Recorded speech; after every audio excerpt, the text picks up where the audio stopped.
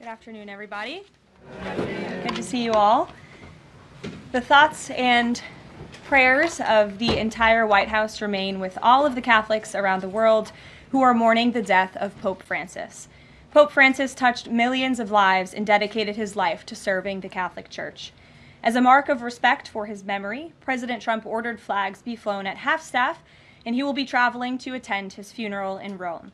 The president will depart from Washington on Friday morning and return to the United States on Saturday evening following the funeral service. I can also confirm the dates of the president's trip to the Middle East. He will travel to Saudi Arabia, Qatar, and the United Arab Emirates from May 13th until May 16th. And on Thursday of this week, President Trump will welcome Norwegian Prime Minister at the White House for a working visit. The two leaders will discuss trade and regional security. This will be the 13th head of state visit of President Trump's term already.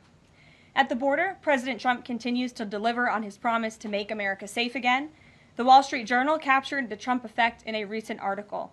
Border crossings grind to a halt as Trump's tough policies take hold.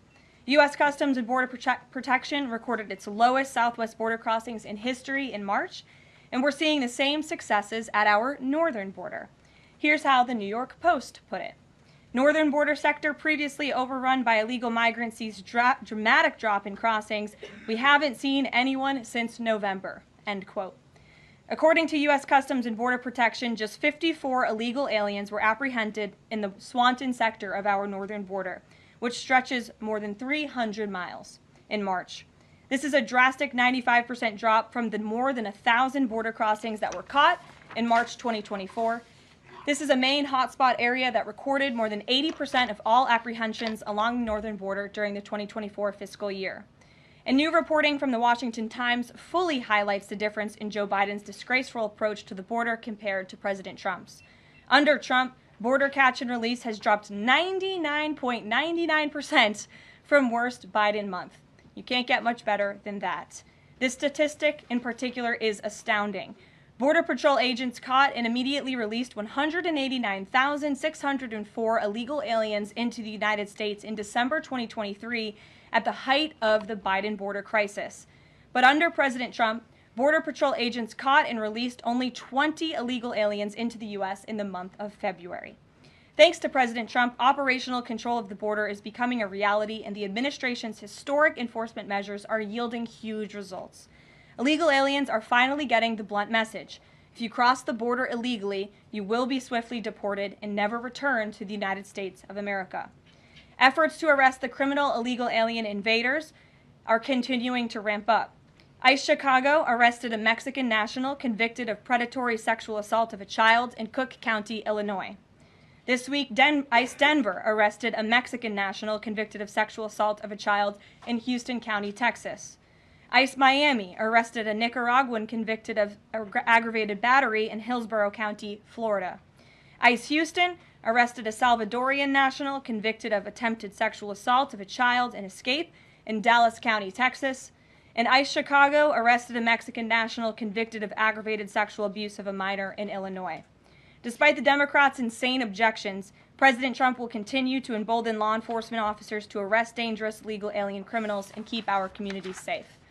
And also thanks to President Trump's America First economic approach, investments continue to pour into our country. Swiss pharmaceuticals company announced they will be investing $50 billion in the United States over the next 5 years, creating 12,000 new quality jobs. Regeneron Pharmaceuticals also agreed to pay Fujifilm Technologies more than $3 billion over the next decade to help manufacture its medicines in the United States.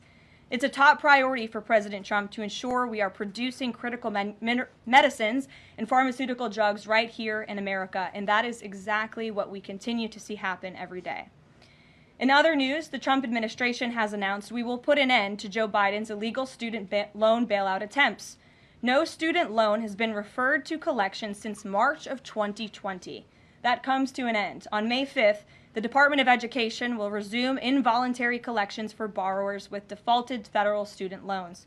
The student loan portfolio controlled by the federal government is nearly $1.6 trillion, but fewer than 4 out of 10 borrowers are in repayment. This is unsustainable, unfair, and a huge liability for American taxpayers. Debt cannot be wiped away. It just ends up getting transferred to others. So why should Americans who didn't go to college or went to college and responsibly paid back their loans pay for the student loans of other Americans? The Trump administration will never force taxpayers to pay student loan debts that don't belong to them. Student loan borrowers need clarity, and we're finally giving it to them. Borrowers will now be clearly expected to repay their loans, and those who default on their loan obligations will face involuntary collections. The government can and will collect defaulted federal student loan debt by withholding money from borrowers, tax refunds, federal pensions, and even their wages. America is $36 trillion in debt. We must get our fiscal house in order and restore common sense to our country. If you take out a loan, you have to pay it back. It's very simple. President Trump will not kick the can down the road anymore. Before we open it up to questions today, I want to commend our pool photographer who is in the room with us today. ABC News photojournalist Melissa Young is retiring after 44 incredible years on the job, covering here at the White House.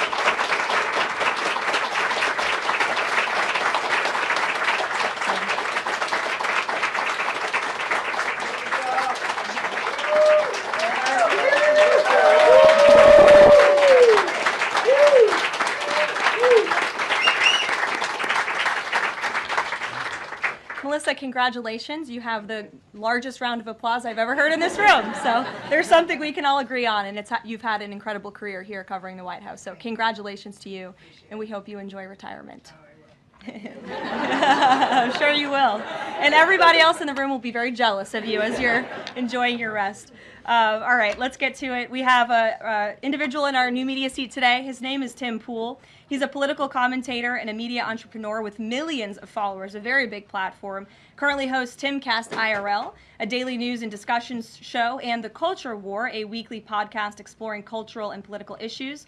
His programs feature in-depth conversations on topics such as free speech, censorship, identity politics, and societal change, often engaging with a diverse range of guests. He's in Washington today because we are also hosting a local media row across the street in the Eisenhower building, which is a testament to our commitment to bring new voices into the White House to cover the president and this administration. So Tim, why don't you kick us off today? Yes. Many of the news organizations that are represented in this room have marched in lockstep on false narratives, such as the Very Fine People hoax, the Covington smear, and now what's being called the Maryland Man hoax, where an MS-13 gang member adjudicated by two different judges, I believe, is just simply being referred to as a Maryland Man over and over again. Now, in an effort from the White House to expand access to new companies, you've created this new media seat. So I'm wondering if you can comment on following this expansion, you've had numerous outlets disparage the companies that you've had sit here, as well as the reporters. I'm wondering if you could comment on the unprofessional behavior, as well as elaborate if there's any plans to expand access to new companies. Sure. Well, we certainly welcome diverse viewpoints in this room, which is one of the reasons we have you in here, and there's many new faces in this room in comparison to the previous administrations. We want to welcome all viewpoints into this room. We welcome unbiased journalists who really care about the truth and the facts and the accuracy, and you rightfully pointed out the Maryland Man story, which I, from this podium, when The Atlantic published it, on that very first day, I came to this podium and said, this is wrong. The press in this room have this story wrong, and we have seen more and more evidence come to the table that we have had all along. We were always right. The president was always on the right side of this issue to deport this illegal criminal from our community. And it is despicable to see the media continue to refer to this individual as someone who is just a peaceful man living his life in Maryland. This was and always has been an illegal criminal, an MS-13 gang member, and a designated foreign terrorist. And the administration maintains our position to deport these individuals from our community. So thank you for being here, Tim. It's great to see you. Thank you. Dasha, why don't you kick us off? Thank you, Caroline. You're welcome. I really appreciate it. I have two questions, one on the Pentagon and another on the economy. You said on Fox News that the entire Pentagon is working against Secretary Hegseth, but the people who were fired were Hegseth's own guys. So how do you square that, and what do you say to concerns that that's bad management? They were Pentagon employees who leaked against their boss to news agencies in this room, and it's been clear since day one from this administration that we are not going to tolerate individuals who leak to the mainstream media, particularly when it comes to sensitive information. And the Secretary of Defense is doing a tremendous job, and he is bringing monumental change to the Pentagon. And there's a lot of people in this city who reject monumental change, and I think, frankly, that's why we've seen a smear campaign against the Secretary of Defense since the moment that President Trump announced his nomination before the United States Senate. Let me reiterate, the President stands strongly behind Secretary Hegseth in the change that he is bringing to the Pentagon, and the results that he's achieved thus far speak for themselves. Is there an FBI investigation into the leaks? The Secretary said that these people would be prosecuted, so is the FBI investigating? You'd have to ask the FBI, you have to ask the Department of Justice on what they plan to do, but certainly we take leaks with the utmost seriously across this administration. You've seen people fired from the Department of Homeland Security. The President has made it clear it's an unacceptable behavior. On the economy, Caroline, Peter Navarro said that it's perfectly possible to do 90 deals in 90 days. We haven't seen one just yet. How soon might we see a deal, and what evidence can you share that progress is being made in these trade negotiations? Sure. Well, I spoke to our entire trade team this morning. There is a lot of progress being made. We now have 18 proposals on paper that have been brought to the trade team. Again, these are proposals on paper that countries have proposed to the Trump administration and to our government. You have Secretary Bessent, Secretary Lutnick, Ambassador Greer, NEC Director Hassett, and Peter Navarro, the entire trade team, meeting with 34 countries this week alone. We are moving at Trump speed to ensure these deals are made on behalf of the American worker and the American people. And just yesterday, it seemed to get a little bit lost in the news, and I think it's a disservice to the American public that it did. The Vice President announced terms of reference for a trade deal with India. That is a big deal. We know when we look at the numbers, the monetary trade barriers and the non-monetary trade barriers from India, they have been ripping off the United States and American workers for a very long time. So the fact that the Vice President with Prime Minister Modi on that trip in India announced these terms of reference, which is essentially a framework to move the ball forward to sign a good trade deal between our two nations, is great progress, and it speaks to the work ethic and the real labor that's being put into this effort by the President's trade team. Sure. Go ahead. Does the proposals that you talk about, is that enough to extend the pauses on these reciprocal tariffs, or does the President need to see, these deals inked and signed to offer any sort of additional extension beyond the 90 days? Well, look, ask me in July when the deadline hits. I know I'll be answering those questions from all of you in this room. There's a lot of time left, and the President's trade team is working, again, at Trump speed as quickly as they can to ensure that these deals can be made. Are any of those conversations yet with China happening? I actually do have something to share on that. I asked the President about this before coming out here, and he wanted me to share with all of you that we're doing very well in respect to a potential trade deal with China. As I mentioned, there have now been 18 proposals in more than 100 countries around the world who are wanting to make a deal with the United States of America, and the President and the administration are setting the stage for a deal with China. So we feel everyone involved wants to see a trade deal happen, and the ball is moving in the right direction. Sure. Setting the stage for a deal with China, what does that mean? Has the President spoken directly with Xi yet? I don't have anything to read out on a direct talk between the President and President Xi, but we will continue to keep you updated. And Secretary Bessent reportedly today told investors that this trade standoff with China he expects will be de-escalating soon because, as he described it, reportedly the situation is unsustainable. Is the President considering taking steps to de-escalate the situation with China? Again, I just read you words directly from the President of the United States. Those are moments ago. That's where his head is at right now. Caroline. Sure. Caroline, I have two questions, one on immigration and one on China. First on immigration. Roughly how many illegal immigrants and aliens do we have in our country, and how many does the administration plan on deporting? Sure. Well, you'd have to ask the Department of Homeland Security for a specific number, but we suspect it's definitely in the millions, perhaps upwards of 20 million people that were allowed into the country illegally by the previous administration. And the President and his team are focused on deporting as many as we possibly can, and they are moving as quickly as possible. The President's team has made it clear we need more funding from Congress to do more. We need more ICE agents out on the ground doing this very important work. And we also need rogue district court judges to stop acting as judicial activists, trying to block the administration from deporting illegal criminals from our nation's interior. The American public elected the president to do this, and he's following through with that And promise. we have over 250,000 Chinese nationals in our country right now on student visas. Does the administration believe there's any national security concern when it comes to those over 250,000 Chinese nationals in our country? Well, as you know, when it comes to foreign visas, the Secretary of State has the right to revoke visas of those who we feel are acting in a adversarial way to our foreign policy interests here in the United States. He has that authority according to the Immigration and Nationality Act. So I would defer you to the State Department for any individual case, but they are looking at individuals who are given the privilege of being on a visa in our country, and if they are acting, again, adversarial to our foreign policy interests, their visa can be revoked, and they should be aware of that. Sure, go ahead. Yes, I'm calling on you. Thank you, Caroline. You're welcome. Over the last few weeks, several countries have warned their citizens about travel to the U.S., and the Department of Commerce's own stats know that from a lot of countries, the number of visitors is falling. Does the White House have any message for people that might be reconsidering business or tourism travel to the U.S.? Where did you see that report? With the statistics coming from the Department of Commerce, Said what? It's That- hard to hear you. Sorry. that visitors from a lot of countries have fallen in the last 3 months. I'd have to look at that report to comment on the merits of it. I think most people around the world recognize the United States of America is a great place to do business. It's a beautiful place to visit, and they should certainly come here because it's a much safer country than it was 4 years ago under the previous president. Libby, good to see you. Caroline, a question about this upcoming announcement from HHS to ban food dyes. During the first week of the administration, the FDA announced that it's pulling its plan to ban menthol cigarettes.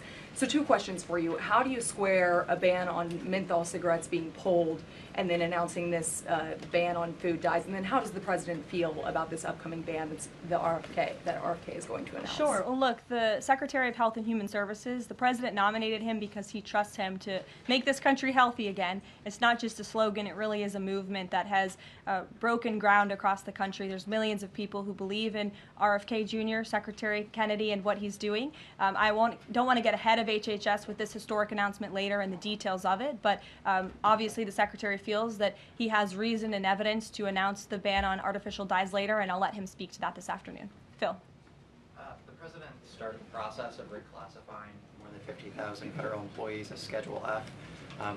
We've already seen him march through a number of government agencies. I'm curious, should we expect mass firings, or is this a case-by-case approach, a scalpel or a sledgehammer?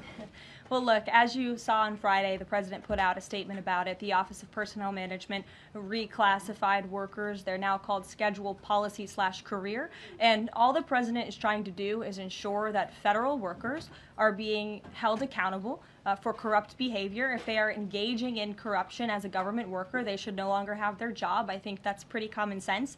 He also believes that bureaucrats should be acting in accordance to the will of the American public, who duly elected this president. Not just this president, but all future presidents. If you work for the government, you should be adhering to the will of the American public and advancing the administration's goals and interests. And if you are not doing that, then you should go find another job whose interests you align with. So as for specific firings, I would defer you to the specific agencies, but the president in this move and Office of Personnel Management, it will make it easier to get rid of rogue bureaucrats who are engaging in corruption. And then another quick question about Sure. Google, real quick. A federal court ruled last Thursday that Google's dominance of online advertising and ad tech markets violated U.S. antitrust laws.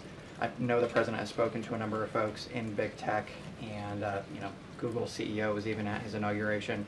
I'm curious, what is the president's reaction to that court ruling? I'll have to ask him, and I'll get back to you, Phil. Thank you, Caroline. You're welcome. John. Thanks a lot, Caroline. Some economic questions for you. Kevin Hassett has been a key economic advisor to the president in both of his terms. In 2022... And he still is. And he still is. He was just in my office. Absolutely. In 2022, he said that the independence of the Fed is super important. That's a direct quote. Is that something that the president subscribes to? Does he still believe in the independence of the Federal Reserve? Well, look, I think the president has made his position on the Fed and on Powell quite clear.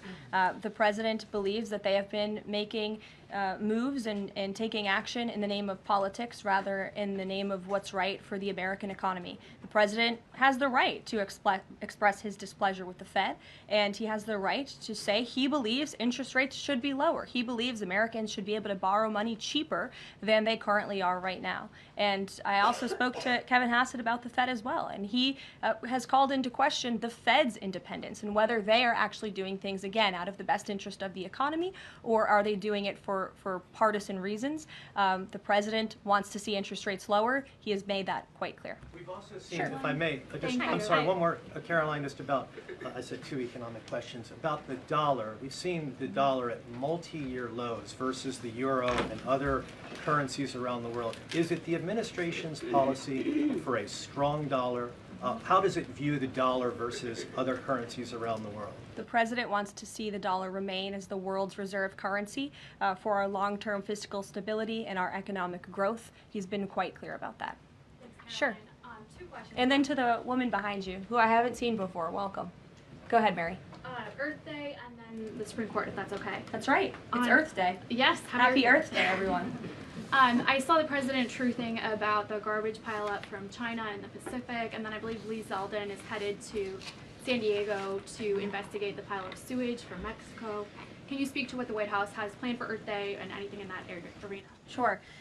I do have points from the EPA. Administrator Zeldin's doing a fantastic job, and they are always sharing their accomplishments with the White House, which we very much appreciate. He will be traveling. I believe he's in California today for sewage situation. Here you go. Administrator Zeldin met with his Mexican counterpart to discuss steps Mexico needs to take to ensure the water entering the United States is clean and safe.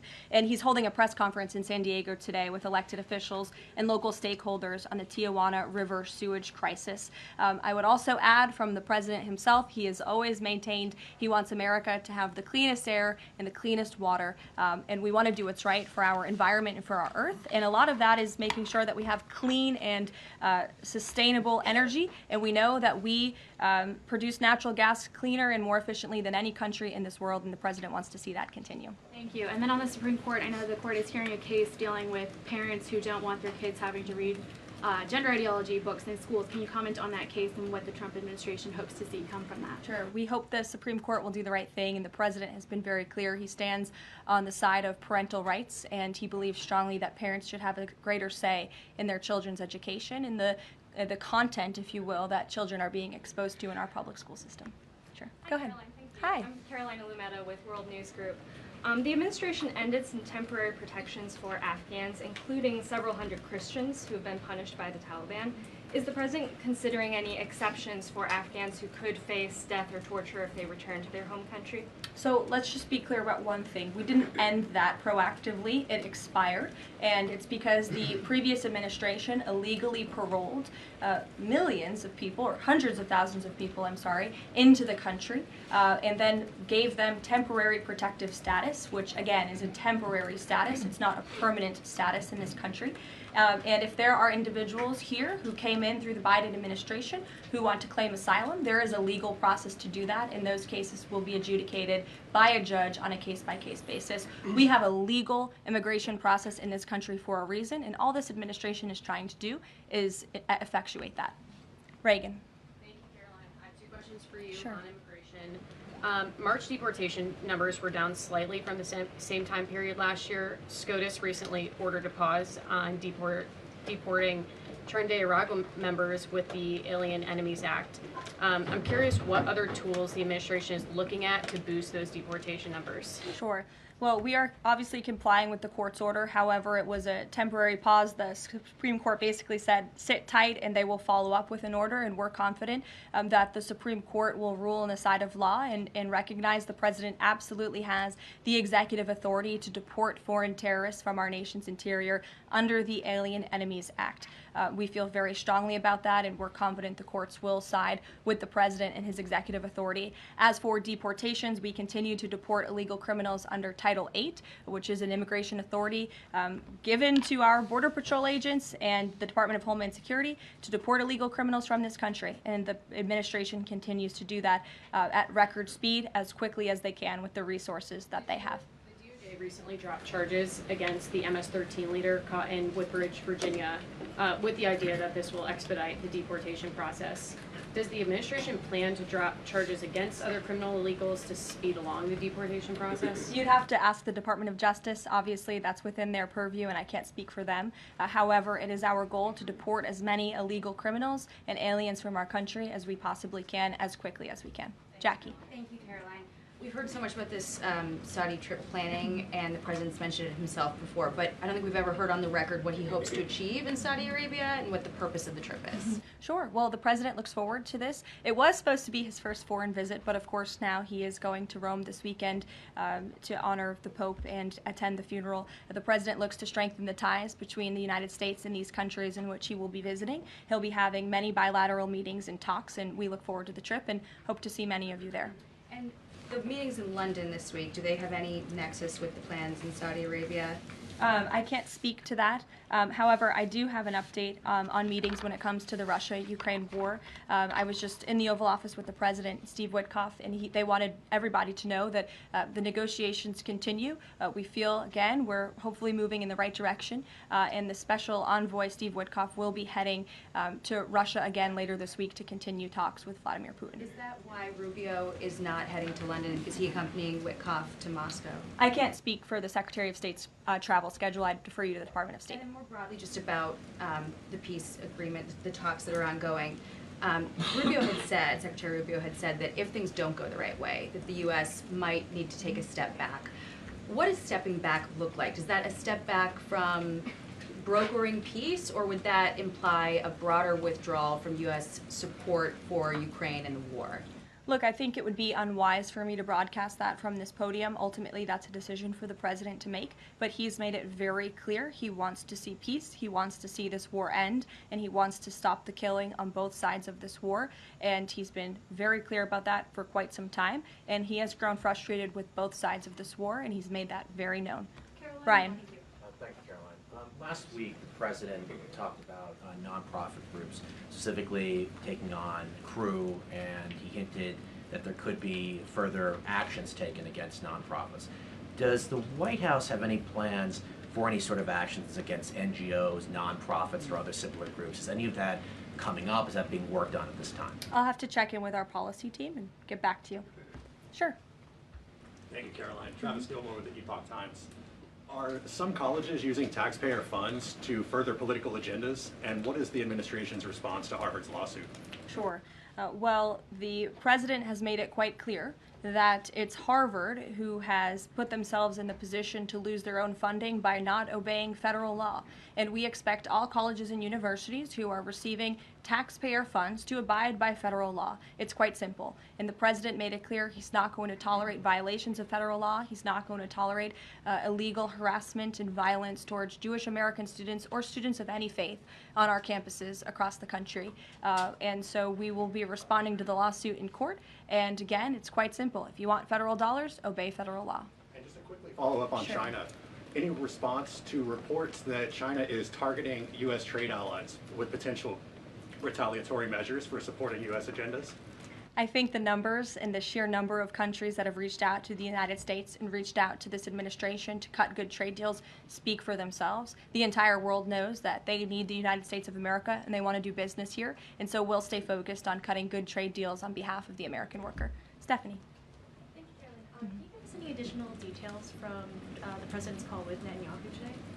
I did speak to the president about it. It was a good call. They spoke particularly about Iran and the negotiations that are underway with Iran and the United States. And the president has made it very clear repeatedly, but I'll reiterate, there is no daylight between the United States of America and the state of Israel. He stands strongly behind our ally. He's made it quite clear when it comes to Iran that we want to see a deal, and Iran has a choice to make. But the president has also made it very clear, and he reiterated that in his call with Prime Minister Netanyahu today about the need for Iran to never obtain a nuclear weapon.